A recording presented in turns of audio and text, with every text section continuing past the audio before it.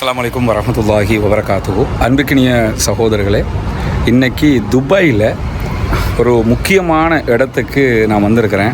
இங்கே இருக்கக்கூடிய நம்முடைய உலமாக்கள் நண்பர்கள் அழைச்சிக்கிட்டு வந்திருக்கிறாங்க. இது என்ன இடம்னு சொன்னால், துபாயில் அமையப்பட்டிருக்கக்கூடிய மிகச் சிறப்பான, மிக நவீனமயப்படுத்தப்பட்ட சூப்பரான ஒரு லைப்ரரி. துபாய்க்கு வர்றவங்க கண்டிப்பாக ஃபேமிலியோடு இந்த லைப்ரரிக்கு வந்து பார்த்துட்டு போங்க. உள்ளே போய் பார்ப்போம் என்னவெல்லாம் இருக்குது இந்த லைப்ரரியில்னு. ஏன்னா கல்வித்துறையில் எந்த அளவுக்கு நம்ம ஆர்வம் காட்டணுங்கிறதுக்கு ஒரு சிறப்பான ஒரு வேலையை இவங்க பண்ணியிருக்கிறாங்க. குறிப்பாக துபாய்ங்கிறது ரொம்ப வளர்ச்சி அடைந்த ஒரு தேசம், ஒரு நாடாக பார்க்கப்படுது.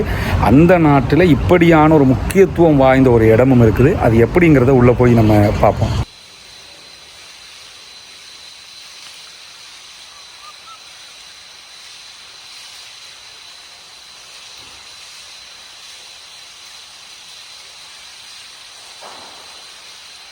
இதெல்லாம் பார்த்திங்கன்னா முழுவதுமாக புத்தகங்கள், தேவையான புத்தகங்கள் ஒரு மெத்தேடில் அவங்க மேலே இருந்து கீழே எடுத்து தருவாங்க. சரி, எப்படி எடுப்பாங்க இதில் ஒன்றும். இவர் நாசர் மௌலவி இங்கே தான் இருக்கிறாங்க, நம்முடைய நண்பர்.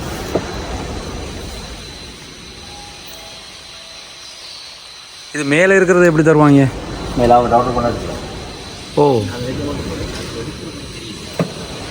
இது எல்லாமே உலகத்தில் இருக்கக்கூடிய மிகச்சிறந்த புத்தகங்கள், அரபி மொழியில் தொகுக்கப்பட்ட புத்தகங்கள். 7 மாடிக்கு 7 மாடியே ஷேக்கில் 7 மாடி இதில் இருக்குது. இங்கே நீங்கள் பார்க்கலாம், அந்த 7 மாடிக்கும் போகக்கூடிய இதெல்லாம் புத்தகத்தை கொண்டு வந்து உள்ளே வச்சு படிக்கிறதுக்கான செட்டப்புகளை பண்ணியிருக்கிறாங்க. இதில் பார்த்திங்கன்னா டேப் வச்சுருக்குறாங்க. இது நம்ம எடுத்து படித்து நோட்ஸ் எடுத்துகிட்டு வச்சுக்கிறதுக்கான சிஸ்டங்கள் முழுவதும் டேப் சிஸ்டத்தில் வச்சுருக்குறாங்க. நவீனமயப்படுத்தப்பட்டது. இன்ஃபர்மேஷன் சென்டர் ஒன்று வச்சுருக்குறாங்க. கண் பார்வையற்றவங்க படிக்கிறதுக்கு, இந்த கண் பார்வை இல்லாதவங்க தொட்டு படிக்கிறது. இதில் கண் பார்வை இல்லாதவங்க தொட்டு அந்த தொட்டு இதே மாதிரி நிறைய இந்த ஃபுல்லாக எல்லாம் அதான் நிறைய புத்தகங்கள் வச்சுக்கிறாங்க. இந்த பகுதி எல்லாமே கண் தெரியாதவங்களுக்கான கிதாபுகள், கண் பார்வையற்றவங்க படிப்பதற்கான கிதாபு சிஸ்டங்கள் தான் முழுவதுமாகவே பண்ணி வச்சுருக்கிறாங்க. ரொம்ப நவீனத்துவமாக லைப்ரரி இருக்கிறத நீங்கள் பார்க்க முடியும்.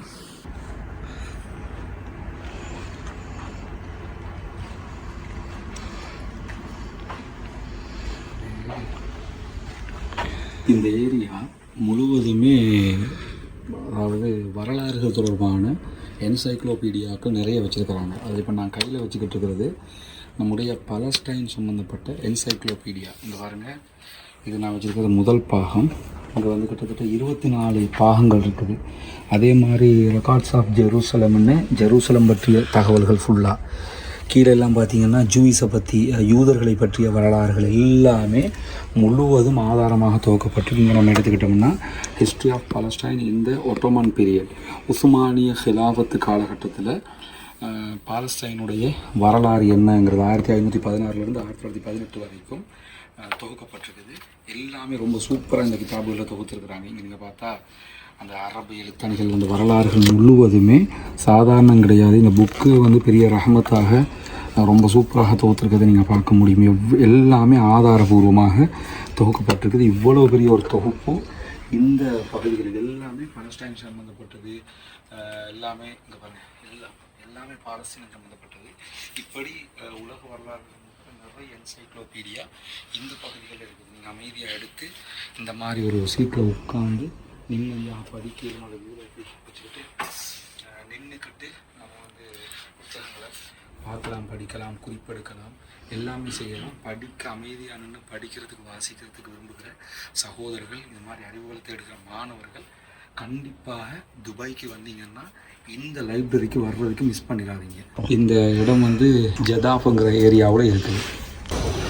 இது வந்து மீடியா அண்ட் ஆர்ட், மீடியா சம்மந்தப்பட்ட லைப்ரரி. இதுதான் கலைக்களஞ்சியங்கள். இதில் பார்க்கலாம், எல்லாமே ரொம்ப சூப்பராக பார்க்குறதுக்கே அற்புதமாக இருக்குது. இங்கே நீங்கள் பார்த்தீங்கன்னா லைப்ரரின்னா இதுதான் லைப்ரரிங்கிற அளவுக்கு நீங்கள் பார்க்கலாம்.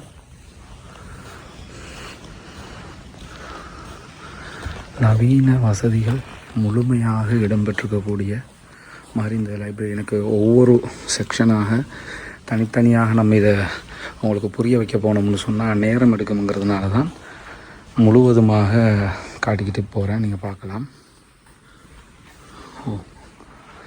இது வந்து ஒரு படிக்கும்போது சூழலோடு படிக்கணுங்கிறதுக்காக வாட்டர் டேங்க் மாதிரியெல்லாம் வச்சு ரொம்ப நவீன ரகமாக லைப்ரரின்னா இப்படி தான் இருக்கணும்னு நம்ம யூரோப்புக்கு போய் அல்லது யூஎஸ்ஏக்கு போய் தெரிஞ்சுக்கிற வேண்டியதில்லை.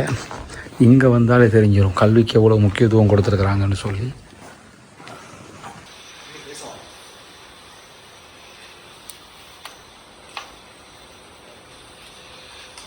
இது விமானங்கள் பற்றிய வரலாறுகள் அரபில் தொகுக்கப்பட்டிருக்கக்கூடிய ஒரு அற்புதமான புத்தகம். விமானங்களுடைய வரலாறுகளில் தொகுக்கப்பட்டிருக்கு.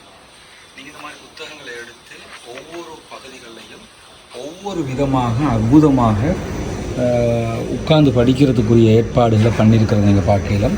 இந்த இடத்துல அமைதியாக உட்காந்து நீங்கள் இதை படிக்கலாம். ஒவ்வொரு சட்டம் தனித்தனியாக உட்காந்து படிக்கிறதுக்கு ஒரு இண்டிவிஜுவலாக தனியாக உட்காந்து நீங்கள் ஒரு விஷயத்தை தேடணும்னா அதுக்கு தனியாக வச்சுருக்காங்க. இதெல்லாம் வந்து நம்ம மாதக்கணக்கு உட்காந்து படிக்கணும். பார்க்கும்போது நம்ம நாட்டில் இதெல்லாம் கிடையாது என்று கவலைப்பட வேண்டியிருக்குது. அவ்வளோ அற்புதமாக இதுதான் படிப்பதற்குரிய சூழலிலே ஆக்கி வச்சுருக்காங்க.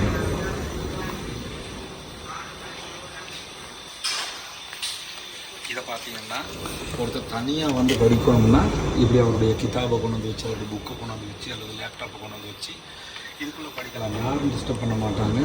சார்ஜர் போர்ட்லேருந்து எல்லாமே வச்சுருக்குறாங்க. நோட்ஸ் எடுத்துக்கலாம். எல்லாமே வச்சு நம்ம தனியாக இருந்து படிக்கிறதுக்குரிய ஒரு பகுதியாக இது இருக்குது. நம்ம போக போகிற பகுதி ரொம்ப முக்கியமானது. நீங்கள் பார்க்கலாம், லைப்ரரியோடைய அந்த பழைய பிரதிகள் இருக்கக்கூடிய பகுதிக்கு தான் நம்ம வர்றோம். எனக்கு என்ன ஆச்சரியம்னு சொல்லி சொன்னால், துபாயினாலே வளர்ச்சிக்குரிய நகரம், அதே போன்று துபாய்னு சொன்னால் பிஸ்னஸ் பண்ணலாம், இந்த மாதிரியாகத்தான் பேசப்பட்ட நிலையில் துபாயில் இப்படியான ஒரு இடம் இருக்குதுங்கிறத அப்படி மனது ஆச்சரியப்பட்டுக்கிட்டே இருக்குது. எவ்வளோ ஒரு அற்புதமான வேலையை இந்த ஆட்சியாளர்கள் பண்ணியிருக்கிறாங்க இந்த விஷயத்துலங்கிறத இங்கே நீங்கள் பார்க்கலாம். இந்த இடம் எல்லாமே வந்து பழைய மஹ்தூதாத்துகள், அதாவது பழைய சுவடிகள் என்று சொல்லுவாங்கள்ல, பழங்கால புத்தகங்களுடைய பிரதிகள் தான் இருக்கிறது. இங்கே பார்த்திங்கன்னா இது எல்லாமே பழங்கால பிரதிகள். ஒவ்வொரு காலகட்டத்தில் இருந்த பிரதிகள் தான் இங்கே வைக்கப்பட்டிருக்கு. இங்கே பாருங்கள், இது குரான் பிரதிகள் 4ஆம் நூற்றாண்டுக்கு உரியதாக சொல்லப்படுகிறது. இங்கே பாருங்கள், இது எல்லாமே வந்து பழங்கால பிரதிகள். இது அப்பாசிய ஹிலாஃபத்து காலத்தினுடைய எழுத்தணியோட கூடிய பழங்கால பிரதிகள்னு சொல்லி அதில் போட்டிருக்கிறாங்க. இங்கே நீங்கள் பார்க்கலாம், இது எல்லாமே நிறைய பழைய குரானுடைய பிரதிகள் தான் இந்த பகுதிகளில் முழுவதுமே வச்சுருக்கிறாங்க. இங்கெல்லாம் நீங்கள் பார்க்கலாம், இதெல்லாம் பழைய குரானுடைய பிரதிகள் தொகுக்கப்பட்டிருக்குது. இதில் எல்லாம் காட்டி வச்சுருக்கிறாங்க. இதுக்குரிய விளக்கங்கள் கொடுக்கறதுக்கு இடம் வச்சுருக்கிறாங்க. எல்லாமே ஒவ்வொரு காலகட்டத்தில் ஒவ்வொரு செஞ்சுரியிலையும் இருந்த குரானுடைய கையெழுத்து பிரதிகள், அந்த காலகட்டத்தில் இருந்த கையெழுத்து பிரதிகள் தான் இதில் தொகுக்கப்பட்டிருக்குது. கண்டிப்பாக துபாய்க்கு வருகிற நேரத்தில், குடும்பத்தோடு வருகிற நேரங்களில், பிள்ளைகளை கூட்டிக் கொண்டு சுற்றுலா வருகிற நேரங்களில் இங்கே கூட்டிக் கொண்டு வாங்க. கூட்டிக்கிட்டு வந்தீங்கன்னா நம்முடைய வரலாறுகள், குரான் காலாகாலமாக எப்படியெல்லாம் பாதுகாக்கப்பட்டிருக்குதுங்கிறதையெல்லாம் நீங்கள் பார்க்க முடியும். நீங்கள் பார்க்கலாம். இதெல்லாம் பாருங்கள், இவ்வளோ அற்புதமாக தொகுக்கப்பட்டிருக்குது, அவங்க எடுத்து வச்சுருக்கிறாங்கன்னு சொல்லி. இதெல்லாம் ஒவ்வொரு காலகட்டத்துக்குரியதையும் அந்த காலகட்ட விவரங்களோடு எடுத்து வச்சுருக்கிறத நீங்கள் பார்க்க முடியும். இதெல்லாமே இன்னொன்று என்னென்னா, இந்த லைப்ரரியில் இருக்கக்கூடிய இந்த பகுதியோ எந்த பகுதியோ ரொம்ப அமைதியான, நம்ம எல்லாவற்றையும் படிக்கக்கூடிய பகுதிகளாக்கி இருக்குது. இங்கே நீங்கள் பார்க்கலாம், இதெல்லாம் அந்த பழங்காலத்தில் பயன்படுத்தப்பட்ட பொருட்களை தான் நீங்கள் பார்க்குறீங்க. ஒவ்வொரு கால ஒட்டோமான் கலிஃபேட் அல்லது அப்பாசிய ஹிலாஃபத் கலிஃபேட் காலங்களில் பயன்படுத்தப்பட்ட பொருட்கள் தான் இங்கே வைக்கப்பட்டிருக்குது. இதெல்லாம் அந்த ரொம்ப சூப்பராக பார்க்குறதுக்கு அழகாக பண்ணியிருக்கிறாங்க. இது நீங்கள் பார்க்கலாம், இது வந்து ஒட்டோமான் கலிஃபேட் காலகட்டத்தில் இப்போ பேப்பரை கட் பண்ணுறதுக்கு பயன்படுத்தப்பட்ட சிசர் கத்திரிகள்ங்கிற ரீதியில் அதை காட்டியிருக்கிறாங்க. இதெல்லாம் பார்க்கலாம். இங்கே பார்த்தீங்கன்னு சொன்னால் இது எல்லாமே பழங்கால குரான் பிரதிகள் தான் நிறைய. ஒவ்வொரு நூற்றாண்டுக்கும் உரிய குரான் பிரதிகளை அற்புதமாக எடுத்து வச்சிருக்கிறது தான் ஆச்சரியமாக இருக்குது. பார்க்கலாம் நீங்கள் இவ்வளவு முக்கியத்துவம் இந்த அறிவு ரீதியாக இந்த துபாய் கவர்மெண்ட் கொடுத்துருக்குறாங்கங்கிறது ரொம்ப அற்புதமாக இருக்குது. நீங்கள் பார்க்கலாம். பாருங்கள் எல்லாமே. ஏன்னா துபாய்க்கு வந்தால் புர்ஜ் கலீஃபாக்கு அல்லது புர்ஜ் அல் அரபுக்கு போவோம். இந்த மாதிரி இடங்களுக்கு சுற்றுலா நிமித்தமாக போகிற பகுதிகளுக்கு தான் போவோம். ஆனால் இங்கே கண்டிப்பாக வாங்க. கட்டுமான மெத்தேடு ரொம்ப அற்புதமாக இருக்குது. இங்கே பார்த்திங்கன்னா நான் இருக்கிற 5வது மாடியில் இருந்து பின்னாடி கடல் தென்படுகிற விதமாகத்தான் இது அமைச்சிருக்கிறது. நீங்கள் பார்க்கலாம். கீழ்ப்பகுதிகள் எல்லாம் ரொம்ப மனதுக்கு இதமான ஒரு பகுதிகளாக இருக்கும். இங்கே உட்காந்துக்கிறலாம். நீங்கள் உட்காந்து கடலை பார்த்துக்கிட்டே எதையாவது படிக்கிறதுக்கு மாதிரி இந்த செட்டப்புகளை இங்கே பண்ணியிருக்கிறத நீங்கள் பார்க்கலாம். இங்கே பாருங்கள், இது எல்லாமே ஒவ்வொரு காலகட்டத்துக்குரிய அந்த புத்தகங்கள், ஆய்வுகள், இஸ்லாமியர்களுடைய புத்தகங்கள் நிறையவே இருக்குது. இங்கே பாருங்கள், எல்லாமே ஒவ்வொரு செஞ்சுரிக்குரியது தான் இதில் இருக்குது.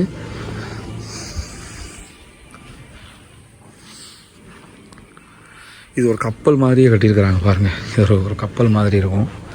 இந்த வரலாற்று ஆசிரியர்கள், ஒவ்வொரு காலகட்டத்தில் இருந்த ஒவ்வொரு நாட்டை சேர்ந்த வரலாற்று ஆசிரியர்கள், அவர்கள் சார்ந்த பழைய பிரதிகள் எல்லாமே உலகத்தில் ஒவ்வொரு ஊரில் இருந்தும் கொண்டு வந்து வச்சுருக்கிறாங்க எல்லாத்தையுமே. இங்கே பாருங்கள், ரொம்ப அழகாகவும் அற்புதமாகவும் இருக்குது. எல்லாம் பழங்கால பிரதிகள். இதெல்லாம் ரொம்ப நிதானமாக வந்து நம்ம இருந்து பார்க்க வேண்டியவைகள். இதெல்லாம் பார்த்திங்கன்னா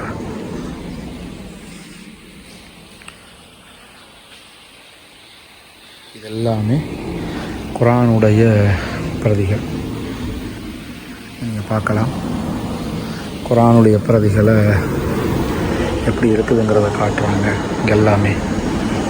இது வந்து இந்த பகுதிகளில் நிறைய புத்தகங்கள் பெண் உரிமை தொடர்பாக ஆரம்ப காலத்தில் இருந்து பேசப்பட்ட புத்தகங்களுடைய கையெழுத்து பிரதிகள் இருக்குது. இங்கே இது என்னென்னா, இது வந்து தோரா வேதம். இது வந்து ஹீப்ரு மொழியில் தோரா இருக்குது பாருங்கள்.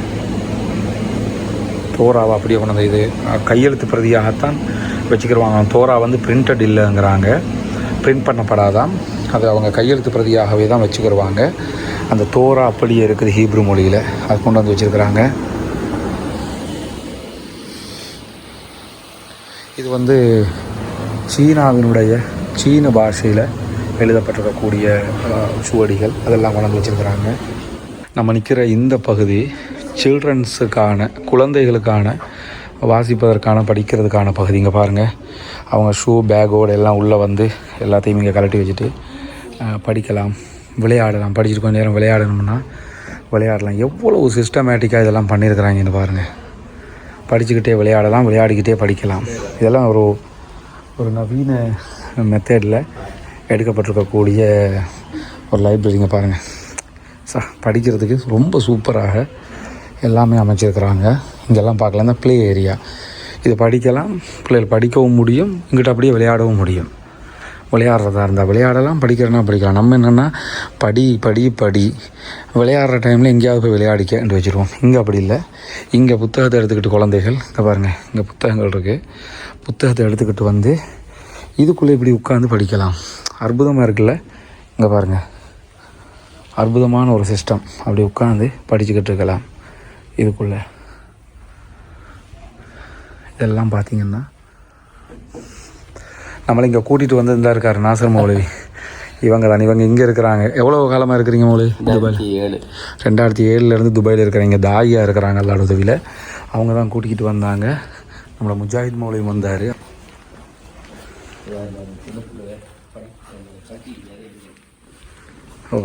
இங்கே பாருங்கள், எல்லாமே லைப்ரரி ப்ளஸ் ப்ளே ஏரியா. நம்ம ஊரில் ஒரு ஸ்கூலில் கூட இப்படி இருக்குமான்னு சொல்லி பார்க்குற மாதிரி இருக்கும். இப்படி ஃபுல்லாக பார்த்துட்டு இது 5வது ஃப்ளோர்லேருந்து வெளியே போகிற பகுதி. இப்போ நம்ம வெளியே போகிறோம்.